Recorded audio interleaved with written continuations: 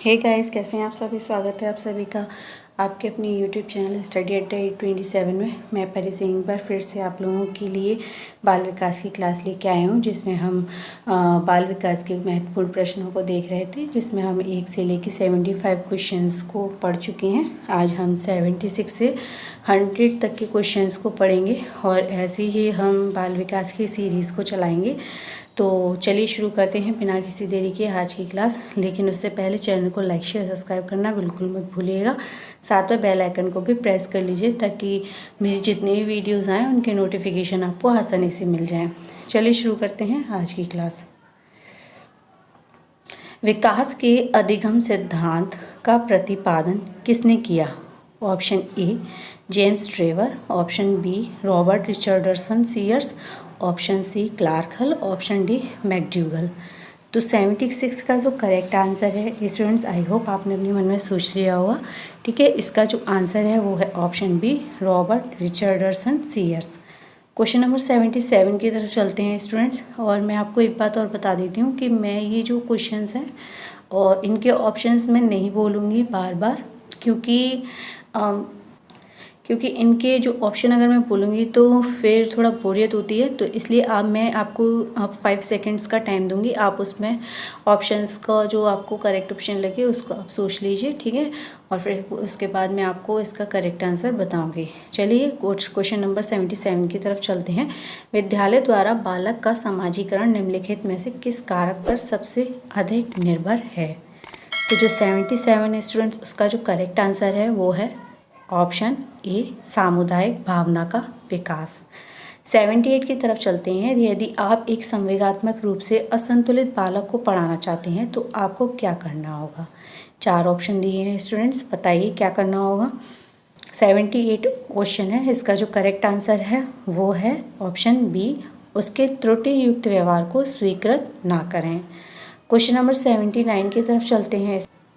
उचित संवेगात्मक संतुलन का अनिवार्य घटक है, जो 79 क्वेश्चन है उसके ऑप्शंस दे रखे हैं स्टूडेंट्स। तो इसका जो करेक्ट आंसर है वो है ऑप्शन ए संवेगात्मक घटना के प्रति अनुकूलन तथा सामाजिक नियमों के संदर्भ में अनुक्रिया। क्वेश्चन नंबर 80 की तरफ चलते हैं स्टूडेंट्स। छात्रों में श्रम के महत्व के विकास हेतु क्या करेंगे? तो क्वेश्चन नंबर 80 है, इसके जो करेक्ट आंसर है वो है ऑप्शन डी स्वयं श्रम संबंधित कार्य करेंगे। क्वेश्चन नंबर 81 की तरफ चलते हैं। मानव व्यवहार का विकास निम्नलिखित में से किस पर निर्भर करता है?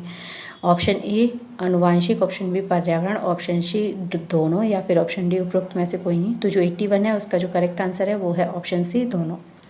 मानव व्यवहार का विकास निम्नलिखित में से किन कारकों पर निर्भर होता है? 82 है, 82 का जो करेक्ट आंसर है वो है स्टूडेंट्स ऑप्शन डी उपरोक्त सभी, यानी अभिवृद्धि, परिपक्वन और विकास। क्वेश्चन नंबर 83 की तरफ चलते हैं। बाल व्यवहार में परिवर्तनों का कारण है? ऑप्शन ए प्राथमिक रूप से परिपक्वता, ऑप्शन बी केवल परिपक्वता ही, ऑप्शन सी अधिगम एवं परिपक्वता दोनों की उचित मात्रा, या फिर ऑप्शन डी केवल अधिगम। तो जो 83 है उसका जो करेक्ट आंसर है स्टूडेंट्स वो है अधिगम एवं परिपक्वता दोनों की उचित मात्रा। 84 की तरफ चलते हैं। बालक के शारीरिक विकास की दर निर्भर करती है। तो जो 84 का करेक्ट आंसर है स्टूडेंट्स वो है प्राथमिक रूप से वंशानुक्रम की संरचना, जो कि पर्यावरणीय प्रभावों से युक्त होती है। 85 की तरफ चलते हैं। 85 क्वेश्चन है, छात्रों के उचित विकास की दृष्टि से विद्यालय में किस चीज़ों की आवश्यकता अधिक है? तो जो 85 का जो करेक्ट आंसर है स्टूडेंट्स वो है ऑप्शन सी विद्यालय में अच्छा पुस्तकालय हो। आजकल शिक्षा प्रणाली में प्रचलित प्रवृत्ति यह है कि, इसमें 4 ऑप्शन दे रखे हैं students, A B C D, आप देख लीजिए। इसका जो करेक्ट आंसर है वो है, आपने सोच लिया होगा, तो जो 86 का करेक्ट आंसर है वो है स्टूडेंट्स ऑप्शन नंबर ए बालकों के विकास वृद्धि का मूल्यांकन उनके व्यवहार के माध्यम से किया जाए। 87 की तरफ चलते हैं स्टूडेंट्स। तो 87 एक बालक किसी समय जो विकास प्रकट करता है वास्तविक रूप से परिणाम होता है। 87 का जो करेक्ट आंसर है वो है ऑप्शन बी उस पर प्रभाव डालने वाले वातावरण एवं आनुवांशिक कारणों के योगफल का। 88 क्वेश्चन की तरफ चलते हैं। बालक का सामाजिकरण करने वाली सबसे पहली संस्था है? तो 88 का जो करेक्ट आंसर है वो है ऑप्शन ए घर। जैसा कि सभी को पता है कि सबसे पहले बालक का जो सामाजिकरण होता है वो घर से होता है। किसने कहा था कि व्यक्ति के पर्यावरण के संबंध में व्यक्ति की क्रियाओं का विज्ञान ही मनोविज्ञान है? 89 है। 89 का जो करेक्ट आंसर है वो है स्टूडेंट्स ऑप्शन डी वुड्सवर्थ ने कहा था। क्वेश्चन नंबर 90 की तरफ चलते हैं। भारत में मनोविज्ञान की प्रयोगशाला की सर्वप्रथम स्थापना कब हुई? तो क्वेश्चन नंबर 90 है। 90 का जो करेक्ट ऑप्शन है वो है ऑप्शन सी 1916 में। मनोविज्ञान की परिभाषा कहाँ से प्रारंभ होती है? 91 है। 91 का जो करेक्ट आंसर है वो है ऑप्शन ए आत्मा से। शिक्षा मनोविज्ञान के विषय क्षेत्र के अंतर्गत किन संबंधित विषयों का अध्ययन किया जाता है? 92 है। 92 का जो करेक्ट आंसर है वो है स्टूडेंट्स ऑप्शन नंबर डी शिक्षार्थी एवं शिक्षक संबंधी अध्ययन। 93 की तरफ चलते हैं। प्राचीन भारतीय मनोविज्ञान के मुख्य रूप से किसका अध्ययन किया गया है? तो जो 93 है उसका जो करेक्ट आंसर है वो है ऑप्शन ए इंद्रियों का। फ्राइड द्वारा प्रतिपादित सिद्धांत है, जो फ्राइड द्वारा प्रतिपादित सिद्धांत है 94 क्वेश्चन है, इसका जो करेक्ट आंसर है वो है ऑप्शन सी मनोविश्लेषणात्मक। एजुकेशन का शाब्दिक अर्थ पूछा है 95 क्वेश्चन में। तो जो एजुकेशन का शाब्दिक अर्थ है 95 का जो करेक्ट आंसर है वो है ऑप्शन डी आंतरिक शक्ति का विकास व उसकी अभिरुचि। 96 क्वेश्चन की तरफ चलते हैं। मनोविज्ञान केवल मानसिक क्रियाओं का अध्ययन करता है, शारीरिक का नहीं। उक्त कथन किसके द्वारा परिभाषित है? तो 96 का जो करेक्ट आंसर है वो है ऑप्शन ए जलोटा के द्वारा। 97 की तरफ चलते हैं। शिक्षा मनोविज्ञान अध्यापकों की तैयारी के अनुसार शिक्षा है। दोबारा रिपीट करती हूँ, शिक्षा मनोविज्ञान अध्यापकों की तैयारी के अनुसार शिक्षा है, यह कथन है।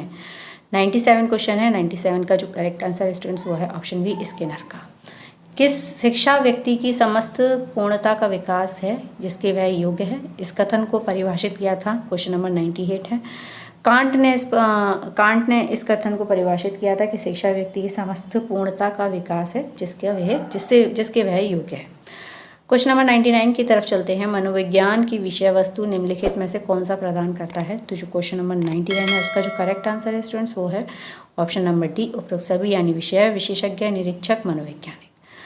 क्वेश्चन नंबर 100 की तरफ चलते हैं। मनोविज्ञान की विषय वस्तु निम्नलिखित में से क्या है? 100 का जो ऑप्शन करेक्ट है वो है ऑप्शन नंबर सी व्यवहार। जो मनोविज्ञान की विषय वस्तु निम्नलिखित में से है वो है व्यवहार। तो ये तो थे स्टूडेंट्स अब तक के 1 से लेके 100 तक के क्वेश्चंस, 1 to 100 क्वेश्चन, ये टॉप क्वेश्चंस थे। आप इन क्वेश्चंस को अच्छे से पढ़िए और आई होप आपको ये सारे क्वेश्चंस अच्छे लगे होंगे। Thank you so much students. आज के लिए बस इतना ही, फिर मिलेंगे अपनी अगली क्लास में। बाय।